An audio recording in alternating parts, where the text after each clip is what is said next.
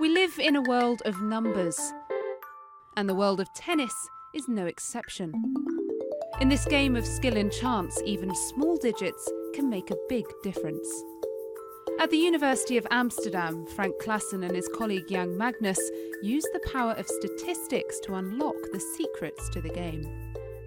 So when we were watching TV and you listen to the commentators, they have these typical wisdoms like starting to serve in a set is an advantage.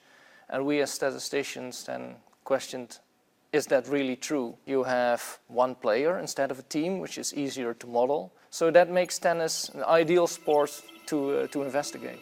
Using almost 100,000 pieces of data, the team compiled their findings in the book Analysing Wimbledon, which they claim separates fact from fiction. Many people believe that starting to serve in a set is an advantage. The idea then is that if you start serving, you are one game ahead, so that it creates less pressure and therefore it's an advantage. But what does the data tell us? If the normal probability of winning this first game or winning the game in general is 60%, then this bonus in the very first game brings you to 67%. So actually it's a 7 percentage points bonus, which is quite substantial. So the overall conclusion is that in the very first set it is indeed an advantage of serving first, but in all other sets there is no effect at all. When the umpire says new balls and one player showing the balls to the other one, it's like I'm under control, I have the advantage. So the question again is, what do the data tell us? First, these new balls are more difficult to control. That by itself is a negative. But if the first serve is in, then the probability that you win the point is also higher.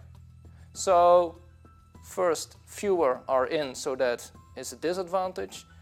If the service is in, then you win more points, so that's an advantage. And it turns out that the total effect of these is just 0. Winning streaks is basically if you win 1 point, then that will create some momentum and that you will also have a high probability of winning subsequent points. And then it turns out to be, yes, that there is this winning mood, but it's much, much smaller than people typically think. So do these players behave differently when they are in the winning mood? We observe in the data that there are fewer first serves in, more aces, more double faults. So this all indicates that they take more risk, which is kind of consistent with the idea that when you're in a winning mood, you get more self-confidence, so you take more risk. So that's what the data tell us. Sometimes you hear people say with statistics you can't prove anything, so that they are misleading. I look at it a bit differently. If you use statistics in a proper way, that you can really learn from the data and thereby from human behavior. After all, these tennis players are humans, special people, but we can learn from their behavior also about human behavior in society.